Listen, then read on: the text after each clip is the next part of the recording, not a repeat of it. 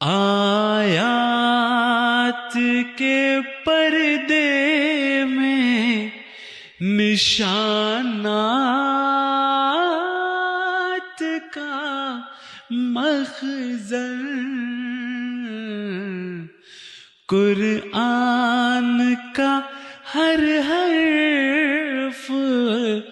کرامات کا مخزن۔ اعوذ باللہ من الشیطان الرجیم، بسم اللہ الرحمن الرحیم۔ وما ارسلنا من قبلک من رسول ولا نبی الا اذا تمنى القى الشیطان فی امنیتہ فینسخ اللہ ما یلقی الشیطان ثم یحکم اللہ آیاتہ واللہ علیم حکیم۔ سورۃ الحج آیت نمبر 53۔ اللہم صلی علی محمد وعلی آل محمد کما صلیت علی ابراہیم وعلی آل ابراہیم انک حمید مجید۔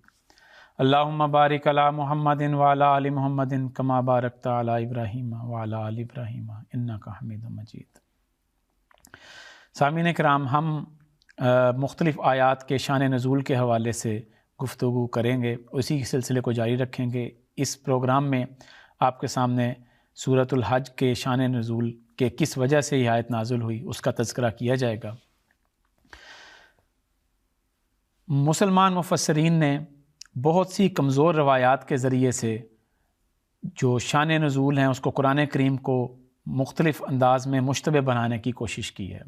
اگرچہ انہوں نے جان بوجھ کے یہ کوشش نہیں کی، لیکن کم علمی کی وجہ سے غیروں کو یہ موقع دیا ہے کہ وہ اسلام اور بانی اسلام پر اعتراض کریں،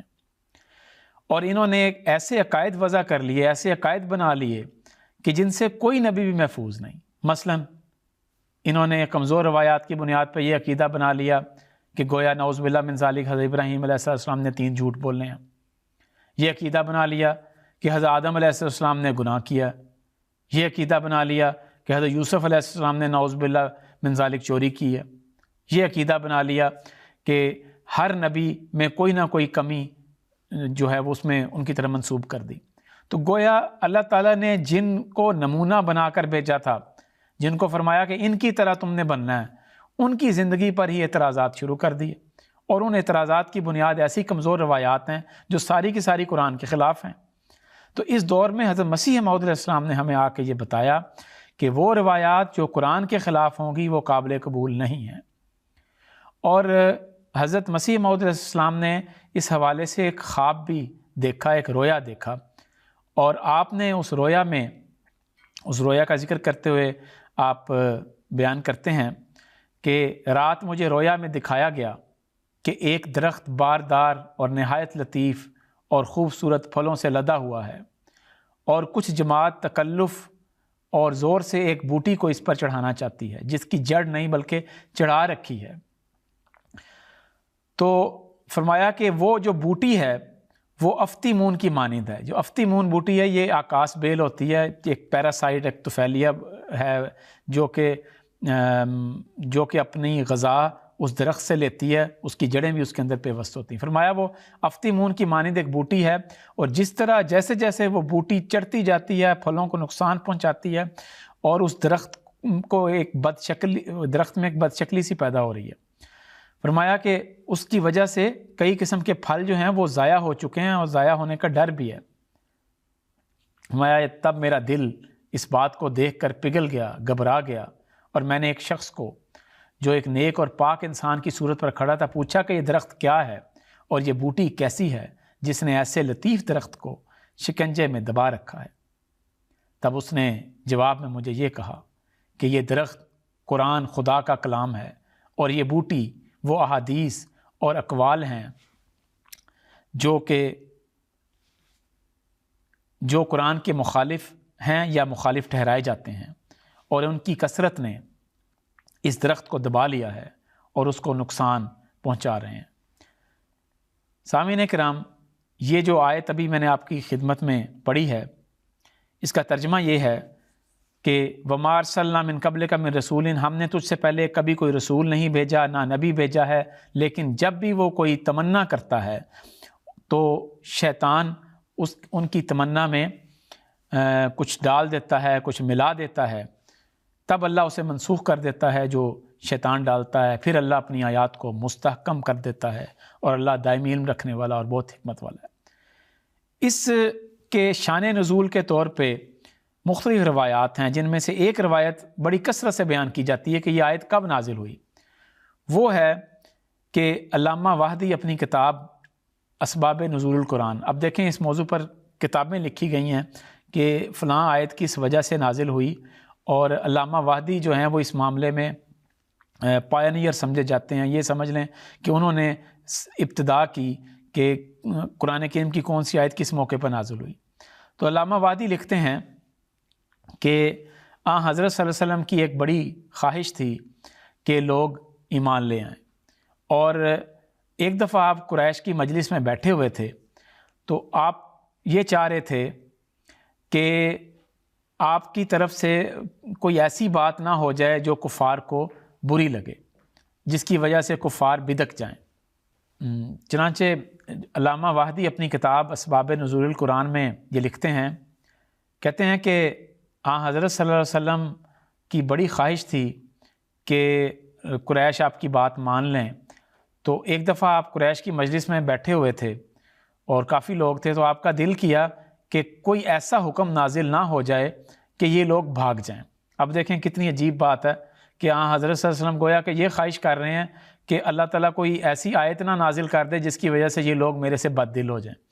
وسلم کے بارے میں یہ عقیدہ رکھنا ہی غلط ہے پہلے نمبر پہ، کہ آپ کی یہ خواہش پیدا ہوئی کہ کوئی ایسا حکم نہ نازل ہو جائے۔ وسلم تو حق کی خاطر جو تھے وہ ہر قسم کی مصیبت اٹھانے والے تھے، انہیں اس کی کوئی پرواہ نہیں تھی کہ خدا تعالیٰ کی طرف سے کوئی ایسا حکم نہ نازل ہو جائے گویا کہ جو ان کے مزاج کے خلاف ہو۔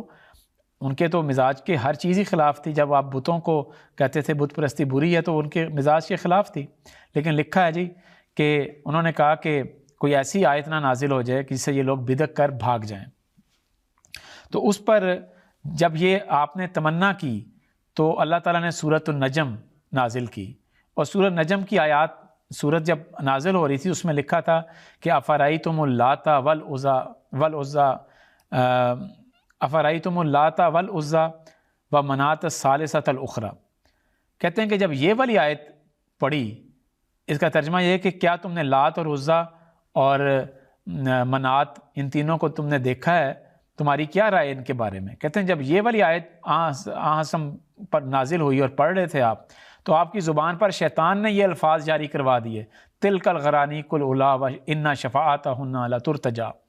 کہ یہ لات اور عزیٰ اور منات یہ بڑے جلیل القدر عالی شان بت ہیں اور ان کی شفاعت کی امید رکھنی چاہیے۔ کہتے ہیں جب قریش نے یہ کلمات سنے تو وہ بڑے خوش ہوئے، اور حضرت صلی اللہ علیہ وسلم چنانچہ ساری سورت جب پڑھی اور آخر میں آپ آیت سجدہ پر پہنچے، سورہ نجم میں ہی سجدہ آتا ہے آپ، جس میں لکھا ہے کہ فاسجدوا للہ واعبدوا، کہ اللہ کی خاطر سجدہ کرو اور عبادت کرو۔ تو حسن نے خود بھی سجدہ کیا اور مسلمانوں نے بھی آپ کے ساتھ سجدہ کیا۔ تو مسجد میں جتنے مشرکین تھے، کفار تھے، ان سب نے سجدہ کیا، یہاں تک کہ ولید بن مغیرہ جو کہ بہت سخت مخالف تھا، اس کے بارے میں ملتا ہے کہ اس نے وہ سجدہ کر نہیں سکتا تھا، جھک نہیں سکتا تھا، بوڑھا تھا بہت زیادہ، تو اس نے مٹی اٹھائی اور اپنے پیشانی پر، اپنے ماتھے پر مل لی۔ تو یہ اس کے بارے میں پھر مزید لکھتا ہے کہ اس پر قریش خوش ہوئے اور انہوں نے کہا کہ محمد صلی اللہ علیہ وسلم نے یہ کہا ہے کہ ہم یہ تو جانتے ہیں کہ اللہ ہی زندہ کرتا ہے اور اللہ ہی مارتا ہے، پیدا بھی کرتا ہے، روزی دیتا ہے، لیکن محمد صلی اللہ علیہ وسلم نے گویا کہ یہ تسلیم کر لیا ہے کہ ہمارے معبود وہ سفارش کرتے ہیں اور شفاعت کرتے ہیں۔ تو اگر محمد صلی اللہ علیہ وسلم نے ہمارے معبودوں کا کچھ حصہ بیچ میں شامل کر لیا، مقرر کر لیا، تو ہم بھی ان کے ساتھ ہیں اور ہم بھی سجدہ کرتے ہیں۔ اور جب شام ہوئی تو روایت میں لکھا ہے کہ حضرت جبرائیل علیہ السلام آئے اور انہوں نے کہا کہ یا رسول اللہ آپ نے یہ کیا تلاوت کیا ہے؟ تو یہ تو اس میں تھا ہی نہیں جو میں وہی لے کے آیا ہوں۔ تو رسول اللہ صلی اللہ علیہ وسلم کو اس سے بڑی سخت تکلیف ہوئی اور بڑا آپ کو خوف آیا۔ تو جب یہ تکلیف ہوئی تو یہ جو میں نے آیت شروع میں تلاوت کی ہے تو پڑھی آپ کی خدمت میں، کہتے ہیں کہ اللہ تعالیٰ نے یہ آیت نازل کی اور فرمایا کہ دیکھو وما ارسلنا من قبلک من رسول ولا نبی، کہ ہم نے تجھ سے پہلے کبھی کوئی رسول اور نبی نہیں بھیجا۔ تو جب بھی وہ کوئی خواہش کرتا تھا تو شیطان ان کی خواہش کے اندر اپنی خواہش ملا دیا کرتا تھا، لیکن اللہ تو اسے منسوخ کر دیتا ہے۔ گویا کہ کہا یہ جا رہا ہے کہ اے محمد صلی اللہ علیہ وسلم گھبرانے کی کوئی بات نہیں ہے، اگر تو نے شیطان نے تیرے اوپر نعوذ باللہ من ذالک غلبہ پار لیا، تو اس سے پہلے ایسے ہوتا آیا ہے کہ شیطان باقی انبیاء کے اوپر بھی غلبہ پار لیتا تھا۔ انتہائی غلط روایت اور بے بنیاد روایت ہے، جس کے اوپر بنیاد یہ رکھی گئی ہے کہ گویا نعوذ باللہ من ذالک حضرت صلی اللہ علیہ وسلم نے یہ آیات جو شیطان نے ڈالی تھیں کہ تلک الغرانیق الاولیٰ وَإِنَّ شَفَاعَتَهُنَّ لَتُرْتَجَىٰ، یہ گویا کہ حضرت صلی اللہ علیہ وسلم نے پڑھ لیں، اور حالانکہ یہ وہاں پہ موجود نہیں تھی۔ اس تشریح کے نتیجے میں بالکل اسی طرح جس طرح کہ حضرت مسیح وسلم نے فرمایا کہ آکاس بیل یا جو افتیمون ہے بوٹی، اس کی طرح یہ قرآن کریم کے اوپر پردہ ڈالنے کی کوشش کرتے ہیں، قرآن کریم کے حسن کو خراب کرنے کی کوشش کرتے ہیں۔ چنانچہ اسی وجہ سے جو اعتراض کرنے والا ایک جو شخصیات ہیں ان میں سے ایک شخصیت کا نام سلمان رشدی ہے، جس نے کتاب بھی لکھی سیٹینک ورسز، اور اس میں بھی اس کو ان آیات کا ذکر کیا گیا اور کہا گیا کہ گویا نعوذ باللہ من ذالک حضرت صلی اللہ علیہ وسلم کے اوپر یہ اعتراض پیش کیا گیا کہ آپ کے اوپر شیطان نے غلبہ پا لیا تھا۔ اس طرح مسلمانوں کے جذبات کو بھی تکلیف پہنچاتے ہیں اور یہ ثابت کرنے کی کوشش کرتے ہیں کہ دیکھیں جی، جب شیطان ایک آیت کہلوا سکتا ہے آنسلم سے، تو پھر وہ باقی سارا قرآن جو ہے وہ بھی غلط ہے، نعوذ باللہ من ذالک، وہ بھی من گھڑت ہے۔ تو یہ اعتراض وہ کرتے ہیں، لیکن بات یہ ہے کہ یہ روایت عقلی طور پر بھی قابل قبول نہیں اور نہ ہی نقلی طور پر، یعنی کہ یہ بالکل ایک من گھڑت روایت ہے، اور یہ ہم نہیں کہتے بلکہ اور بھی علماء نے یہ لکھا ہے۔ چنانچہ علامہ عینی اپنی کتاب عمدۃ القاری میں یہ تحریر کرتے ہیں کہ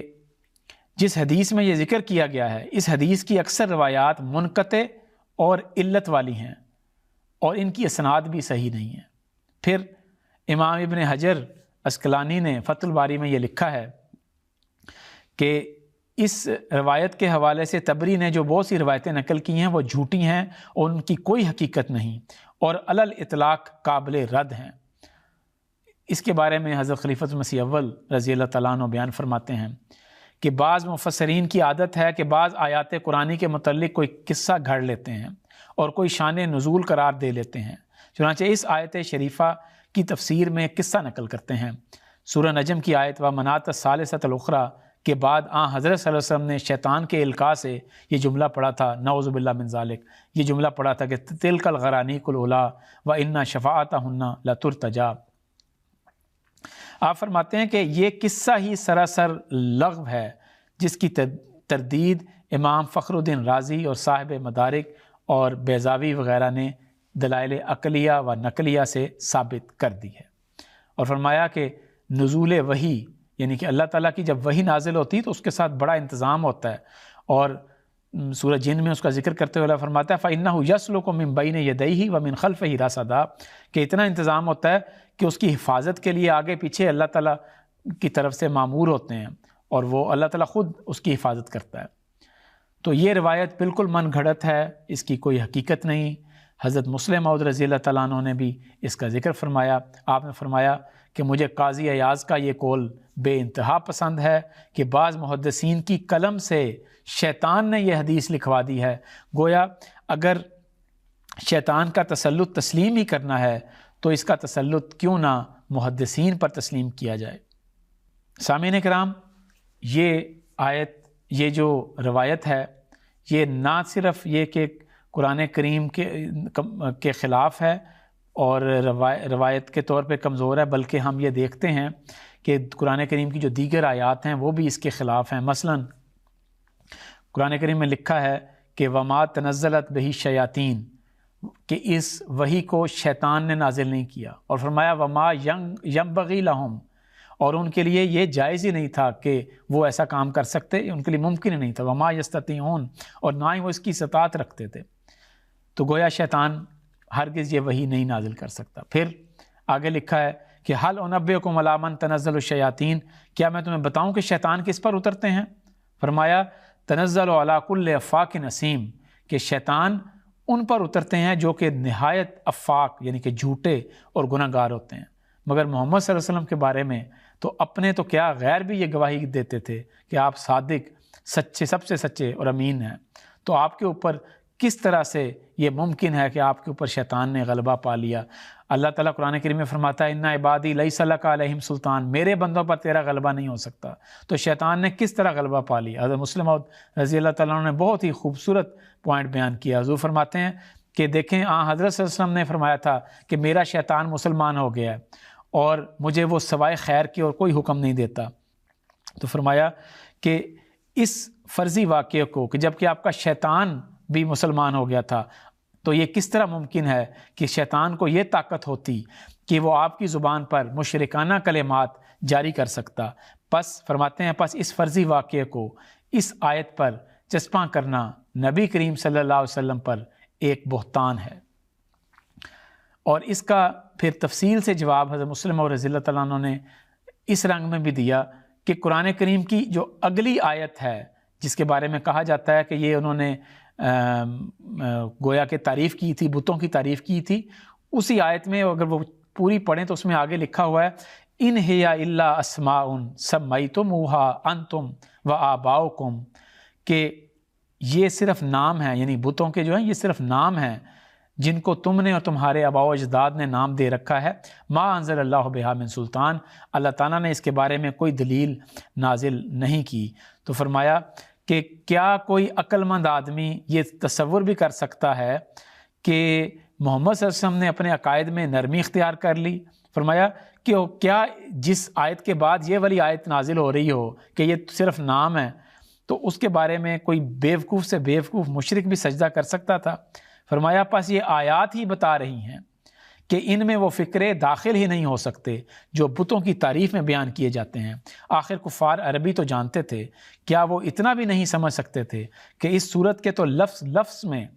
شرک کی مذمت کی گئی ہے، پھر یہ کس طرح کہا جا سکتا ہے کہ آپ نے اپنے دینی عقائد میں نرمی اختیار کر لی؟ پھر حضرت مسلم موعود رضی اللہ تعالیٰ عنہ نے، جیسے میں نے عرض کیا کہ خلفاء نے ہمیں ان روایات کا حل بتایا، حضرت مسلم موعود رضی اللہ تعالیٰ عنہ نے بڑی تفصیل کے ساتھ ان کا ذکر کیا، اور آپ نے فرمایا کہ اس کا ایک ممکنہ حل ہے کہ یہ روایت کیسے بنائی گئی، کیوں بنائی گئی، اس کا پس منظر کیا تھا۔ حضرت مسلم موعود رضی اللہ تعالیٰ اس کے بارے میں فرماتے ہیں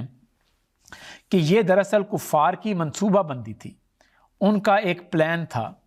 کہ انہوں نے ایک غلط واقعہ مشہور کر دیا اور پھر مفسرین نے اس کو نقل بھی کر دیا۔ آپ فرماتے ہیں اللہ تعالیٰ نے مجھے اس کا حل سمجھایا ہے۔ حل کیا سمجھایا ہے؟ فرمایا کہ جب مسلمان حبشہ کی طرف ہجرت کر کے چلے گئے تو مکہ والوں کو بہت برا لگا، انہوں نے کہا کہ کسی طریقے سے ان کو واپس بلوایا جائے، اس لیے انہوں نے اپنے آدمی نجاشی کے پاس بھی بھیجے، لیکن جب ان کی کوئی بات نہ چلی تو انہوں نے یہ مشہور کر دیا کہ مکہ والے مسلمان ہو گئے ہیں، اس لیے واپس آ جائیں سارے جنہوں نے ہجرت کی ہے۔ تو وہ لوگ جب واپس آ رہے تھے تو اب انہوں نے کہا کہ جب وہ آئیں گے ہم سے پوچھیں گے ہم تو مسلمان نہیں ہوئے تو ہم ان کو کیسے سمجھائیں گے؟ تو فرمایا حضرت مسلم موعود رضی اللہ تعالیٰ فرماتے ہیں کہ انہوں نے پھر یہ پلاننگ کی، یہ منصوبہ بندی کی کہ جب حضرت صلی اللہ علیہ وسلم کوئی آیات پڑھ رہے ہوں گے تو ہم میں سے کوئی شخص جو ہے وہ جا کے یہ آیات پڑھ لے گا، تو ہم یہ پھر گویا کہ یہ پیش کریں گے یہ بات کہ دیکھیں جی محمد صلی اللہ علیہ وسلم نے ہمارے بتوں کی تعریف کی تھی، نعوذ باللہ من ذالک، تو اس وجہ سے اس وقت ہم نے بھی سجدہ کر دیا، لیکن جب انہوں نے انکار کر دیا تو ہم بھی واپس مرتد ہو گئے اور اپنے دین کی طرف لوٹ آئے۔ تو کہتے ہیں کہ حضرت مسلم فرماتے ہیں پس اس کہانی کا حل تو یہ ہے کہ محمد رسول اللہ صلی اللہ علیہ وسلم کی تلاوت کے وقت کفار نے پہلے سے سوچے سمجھے ہوئے منصوبے کے مطابق کسی خبیث سے یہ فکرے بلند آواز سے کہلا دیے۔ تو یہ آیت اس موقع پہ انہوں نے گویا کہ شان نزول بنا لیا کہ جب بھی کوئی رسول آتا ہے تو شیطان اس کی تمنا میں ملاوٹ، اس کی خواہش میں ملاوٹ ڈال دیتا ہے۔ تو یہ جو آیت تلاوت کی، اس کی جو شان نزول بیان کیا جاتا ہے اور جو تفاسیر میں لکھا ہے، یہ ایسا شان نزول ہے جس کے نتیجے میں قرآن کریم کی نہ صرف حد تک ہوتی ہے بلکہ اللہ تعالیٰ پر بھی اور حضرت صلی اللہ علیہ وسلم پر بھی اعتراض وارد ہوتا ہے۔ تو پھر سوال یہ پیدا ہوتا ہے اس آیت کا حقیقی مطلب کیا ہے؟ تو وہ مطلب بھی خلفاء نے ہمیں بتایا۔ حضرت مسلم اور رضی اللہ عنہ فرماتے ہیں کہ اس آیت کا مطلب مفسرین نے لکھا ہے کہ جب کبھی کوئی نبی تلاوت کرتا ہے تو شیطان اس میں کچھ ملا دیتا ہے۔ فرماتے ہیں کہ سوائے مسیح کے کہ اس پر شیطانی تسلط نہیں ہوا تھا، باقی ہر نبی پر شیطانی تسلط ہوا ہے۔ فرماتے ہیں کہ یہ عقیدہ رکھنا نبیوں کی صریح حد تک ہے، خصوصیت سے نبی کریم صلی اللہ علیہ وسلم کی جو سب نبیوں سے افضل تھے۔ آپ فرماتے ہیں کہ پھر یہاں پہ مطلب کیا ہے اس آیت کا مطلب یہ ہے کہ اس آیت میں صرف یہ بیان ہے کہ نبی ارادے کرتے ہیں اور شیطان ان کو مٹانا چاہتا ہے، اور یہی بات سچی ہے کہ اللہ تعالیٰ اپنے نبیوں کے ارادوں کو پورا کرتا ہے اور شیطان ناکام رہتا ہے۔ تو سامعین کرام، یہ اس کا اصل مطلب تھا، اور ہم اس نتیجے پر پہنچے ہیں اس بحث کے ساتھ کہ تمام وہ قصے جو گھڑے گئے ہیں وہ جھوٹے ہیں اور غلط منسوب کیے گئے ہیں۔ حضرت صلی اللہ علیہ وسلم کی ذات ان تمام قصوں سے پاک ہے، اور اس کے بارے میں ہمیں حضرت صلی اللہ علیہ وسلم کے اوپر یہ یقین رکھنا نعوذ باللہ من ذالک کہ گویا شیطان کا تسلط ہو گیا تھا آپ کے اوپر، بالکل غلط ہے اور بے بنیاد ہے، اور یہ توہین ہے جو حضرت صلی اللہ علیہ وسلم کی جاتی ہے۔ حضرت مسیح موعود علیہ السلام کا شعر جو اکثر آپ پڑھا کرتے تھے، میں اس کے اوپر اختتام کرتا ہوں۔ حضرت مسیح موعود علیہ السلام فرماتے ہیں، محمد عربی بادشاہ ہر دو سرا، کرے ہے روح قدس جس کے در کی دربانی، اسے خدا تو نہیں کہہ سکوں پر کہتا ہوں کہ اس کی مرتبہ دانی میں ہے خدا دانی۔ وآخر دعوانا ان الحمدللہ رب العالمین۔